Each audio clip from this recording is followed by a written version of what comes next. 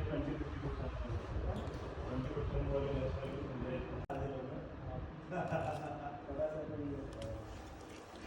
mobile से क्या बात अच्छा ऑडियो बोल